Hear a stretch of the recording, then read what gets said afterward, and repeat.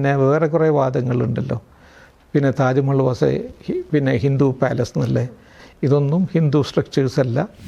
ഒരു വലിയ പിന്നെ ഹിന്ദു ഗ്ലോറിയസ് സിവിലൈസേഷനെ കുറിച്ച് പറയുന്നല്ലാതെ ഒന്നും ചെയ്യുന്നില്ല എന്നുള്ളത് വളരെ ശരിയാണ്.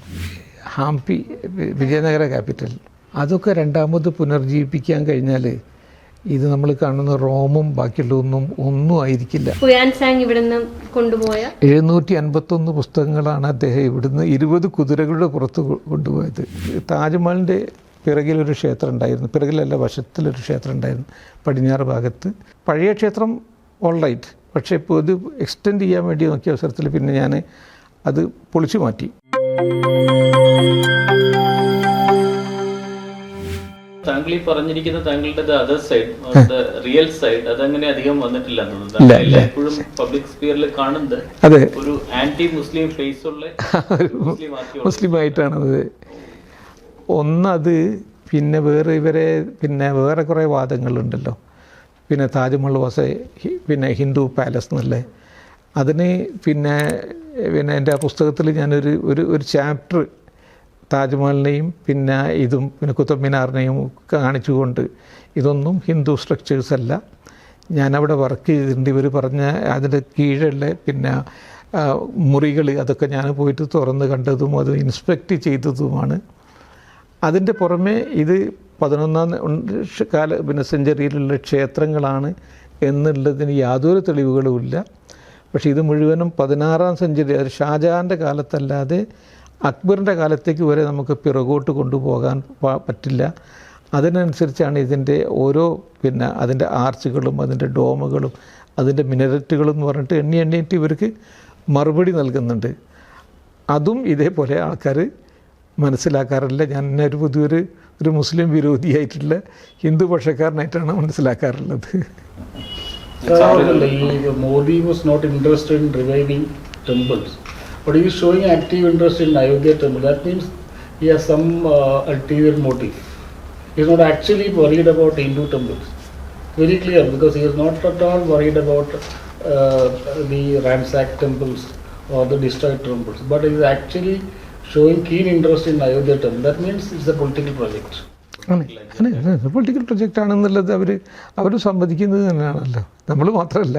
അവർക്ക് അത് വലിയൊരു ഹിന്ദുയുടെ ആരാധന സംരക്ഷിക്കുക അങ്ങനെയല്ല. അതൊരു അങ്ങനെയുള്ള ഒരാള് പറഞ്ഞ പോലെ അങ്ങനെയാണെങ്കിൽ 60 ക്ഷേത്രങ്ങള് പുനരുദ്ധരിക്കാൻ അവരെന്തുകൊണ്ട് താല്പര്യം കാണിക്കുന്നത്? അതെ അവര് അയോധ്യയിലേക്ക് കാണിക്കണമെങ്കിൽ അത് അവരുടെ പൊളിറ്റിക്കൽ പ്രോജക്റ്റ് ആണ്. ശരിയാ. Can we say that Modi's interest in Ayodhya is not religious but political?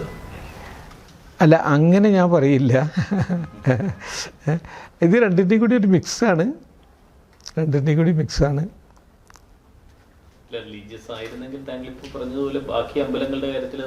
ഉണ്ടാവുന്നത് അല്ല, നമുക്ക് റിലീജിയസ് ആവണമെന്നില്ല, നമുക്ക് സാംസ്കാരികമായിട്ടുള്ള പിന്നെ എത്രയോ രൂപത്തിലെടുത്താൽ മതി. നമ്മൾ എന്തിനാണ് അല്ല, അത് തീർച്ചയായിട്ടും ഉണ്ടാവാതെ ഒരിക്കലും പിന്നെ നിൽക്കില്ലല്ലോ. അവർ തീർച്ചയായിട്ടും പൊളിറ്റിക്കൽ അജണ്ട ഉണ്ട് അവർക്ക്. എന്നാലേ അവർക്ക് അതെ തീർച്ചയായിട്ടും അതെ. സാർ, 2 മുസ്ലിം പള്ളികളിൽ ഹിന്ദുസിനുള്ള ക്ലെയിം തെറ്റാണെന്ന് പ്രൂവ് ചെയ്ത സാറാണ് ഞാൻ എവിടെ വായിച്ചത്. ഇത് എങ്ങനെ 2 മുസ്ലിം പള്ളികൾ ഇത് പഴയ ക്ഷേത്രങ്ങൾ പൊളിച്ച് പണിഞ്ഞാണെന്നുള്ള ക്ലെയിം തെറ്റാണെന്ന് സാർ തെളിയിച്ച് അങ്ങനെ ഞാൻ ഇവിടെ വായിച്ചിട്ടുണ്ട്. അല്ല, ഞാൻ ഇത് ചെയ്തിരുന്നു. ഇപ്പം പിന്നെ താജ്മഹലിൻ്റെ ഒന്ന് പിന്നെ ഷേർഷാ സൂരിയുടെ മക്ബറയിൽ ഇവർ പിന്നെ എക്സ്ട്രീം ഹിന്ദു ഗ്രൂപ്പ്സ് എൻക്രോച്ച് ചെയ്തിട്ട് ഞാൻ എത്തുന്നതിന് മുമ്പേ പിന്നെ അമ്പലം ഉണ്ടാക്കിയിരുന്നു. അപ്പോൾ ഞാൻ ചെന്ന പീരീഡിൽ ഇവർ അത് എക്സ്റ്റെൻഡ് ചെയ്യാൻ വേണ്ടി നോക്കി. അപ്പോൾ അത് ഞാൻ പിന്നെ തടുത്ത് നിർത്തി. പിന്നെ അതേപോലെ തന്നെ പിന്നെ താജ്മഹലിൻ്റെ പിറകിലൊരു ക്ഷേത്രം ഉണ്ടായിരുന്നു, പിറകിലല്ല വശത്തിലൊരു ക്ഷേത്രം ഉണ്ടായിരുന്നു പടിഞ്ഞാറ് ഭാഗത്ത്. അത് പഴയ ക്ഷേത്രം ഓൾ റൈറ്റ്, പക്ഷേ ഇപ്പോൾ ഇത് എക്സ്റ്റെൻഡ് ചെയ്യാൻ വേണ്ടി നോക്കിയ അവസരത്തിൽ പിന്നെ ഞാൻ അത് പൊളിച്ചു മാറ്റി. അത് പിന്നെ കലക്ടറോടൊക്കെ എഴുതി, കലക്ടറുടെ തന്നെ പിന്നെ JCB അയച്ചു. അപ്പോൾ ഞാൻ തന്നെ നേരിട്ട് പോയിട്ടുണ്ട് അത് പൊളിച്ചു മാറ്റി. എൻ്റെ കോലം കത്തിച്ചു അവർ, വേറെ ഒന്നും നടന്നിട്ടില്ല. പക്ഷെ അതൊക്കെ ഞങ്ങളെ ഒഫീഷ്യൽ വർക്കിൻ്റെ ഭാഗമാണ്. നമ്മൾ അയോധ്യയിൽ നിന്ന് മാറി കുറച്ച് നമ്മൾ ഈ ആർക്കിയോളജിയിലേക്ക് വന്നാൽ സാർ ഒരുപാട് ആർക്കിയോളജിക്കൽ സ്ട്രക്ചേഴ്സ് നേരിട്ട് ഇടപഴകിയിട്ടുള്ള ഒരാളെന്നുള്ള നിലയിൽ ഏറ്റവും അമേസിംഗ് ആയിട്ട് തോന്നിയിട്ടുള്ള ഇന്ത്യൻ ആർക്കിയോളജിക്കൽ സ്ട്രക്ചേഴ്സ് ഏതൊക്കെയായിരിക്കും? എനിക്ക് ഹാംപി വിജയനഗര ക്യാപിറ്റൽ, അതിനൊക്കെ നമുക്കൊരുപടി വർക്കുകൾ ചെയ്യാനുണ്ട്. ആ തകർന്നു കിടക്കുന്ന ബസാറുകളുണ്ട്, അതൊക്കെ രണ്ടാമത് പുനർജീവിപ്പിക്കാൻ കഴിഞ്ഞാൽ ഇത് നമ്മൾ കാണുന്ന റോമും ബാക്കിയുള്ളതൊന്നും ഒന്നും ആയിരിക്കില്ല. അതിന് മാത്രം ഇതുണ്ട്. അതേപോലെ ഹലബീഡ് എന്ന് പറഞ്ഞൊരു സ്ഥലമുണ്ട്, നമ്മൾ ഹസൻ എന്ന് പോയിട്ട് മൈസൂരിൻ്റെ ഇടത്തുള്ള, എന്ത് സുന്ദരമാണെന്നറിയാത്ത, എങ്ങനെ മനുഷ്യന് ഇത്രയധികം സുന്ദരമായിട്ട് സൃഷ്ടിക്കാൻ കഴിഞ്ഞു എന്നുള്ളത് തോന്നും. അതേപോലെ കുറേ ജെയിൻ ടെമ്പിൾസ് ഉണ്ട് നമ്മുടെ ഇവിടെയുള്ള രാജസ്ഥാനിലുള്ള വിമല സാഹി ടെമ്പിൾ എന്നൊക്കെ പറഞ്ഞിട്ടുള്ള ആ ക്ഷേത്രങ്ങളൊക്കെ കണ്ടാൽ അത്ഭുതപ്പെടും. നമ്മൾ താജ്മഹലിൻ്റെ സൗന്ദര്യം ഒന്ന് വേറെ, പക്ഷേ ഇതിൻ്റെയൊക്കെ സൗന്ദര്യം എന്ന് പറയുകയാണെങ്കിൽ അപാരമായിട്ടുള്ള സൗന്ദര്യമുള്ള. പക്ഷെ ഇതൊന്നും നമ്മൾ പ്രൊജക്റ്റ് ചെയ്യുന്നില്ല. അതൊക്കെ ഇന്ത്യക്കാർക്ക് സംഭവിക്കുന്ന ഒരു ബുദ്ധിമുട്ട് എന്ന് പറയുന്നത് ഇതൊന്നും പ്രൊജക്റ്റ് ചെയ്തുകൊണ്ട് ഇത് എങ്ങനെ നമുക്ക് ഇത് ചെയ്യാൻ കഴിയും, മാർക്കറ്റ് ചെയ്യാൻ കഴിയും, അതിൽ നിന്നെങ്ങനെ പണം സമ്പാദിക്കാൻ കഴിയും എന്നുള്ള ആലോചനകൾ നമ്മളെ മിനിസ്റ്റേഴ്സിനുണ്ട്. ഞാനിപ്പോൾ ഒരു ഉദാഹരണം കാണിച്ചു തരാം. ഈ ബുദ്ധഭഗവാൻ മരിച്ചതിന് ശേഷം അദ്ദേഹത്തിൻ്റെ അസ്ഥി 8 പ്രധാനപ്പെട്ട സ്ഥലങ്ങളിൽ കൊടുത്തിട്ട് അവിടെ സ്തൂപം ഉണ്ടാക്കിയിരുന്നു. ആ സ്തൂപത്തിൻ്റെ അടിയിലാണ് അത് വെച്ചിട്ടുള്ളത്. ഒരു ബുദ്ധിസ്റ്റ് ജപ്പാനിൽ നിന്നോ അതല്ലെങ്കിൽ സിംഗപ്പൂരിൽ നിന്നോ വരുന്ന ഒരു ബുദ്ധിസ്റ്റ് എന്ന് പറഞ്ഞാൽ അയാൾക്ക് ഏറ്റവും പ്രധാനപ്പെട്ടത് ഇതേപോലുള്ള സ്ഥലങ്ങളായിരിക്കും. അപ്പോൾ അതിൻ്റെ അടിയിലാണ് ഇത് വെക്കുന്നത്, ഈ അസ്ഥി കലശം വെക്കുന്നത്. അപ്പോൾ ഇതേപോലുള്ള ഒന്ന് നമ്മൾ കപിലവസ്തു എന്ന് പറഞ്ഞാൽ അദ്ദേഹം ജനിച്ച സ്ഥലം, അവിടുന്ന് എക്സ്കവേറ്റ് ചെയ്തിട്ടുണ്ട്.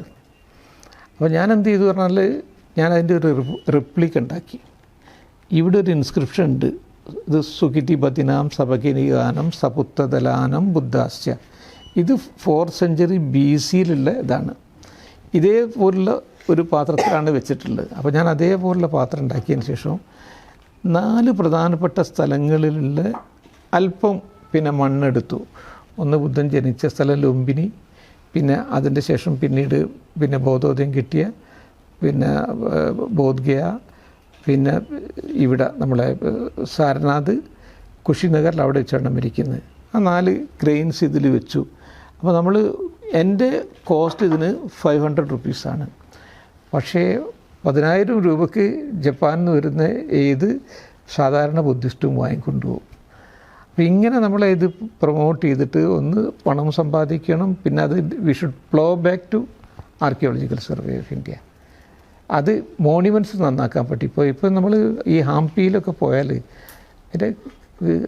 ഇത് കണ്ടാൽ സ്ഥിതി കണ്ടാൽ കഷ്ടം തോന്നും. ഒരു വലിയ ഹിന്ദു ഗ്ലോറിയസ് സിവിലൈസേഷനെ കുറിച്ച് പറയുന്നല്ലാതെ ഒന്നും ചെയ്യുന്നില്ല എന്നുള്ളത് വളരെ ശരിയാണ്.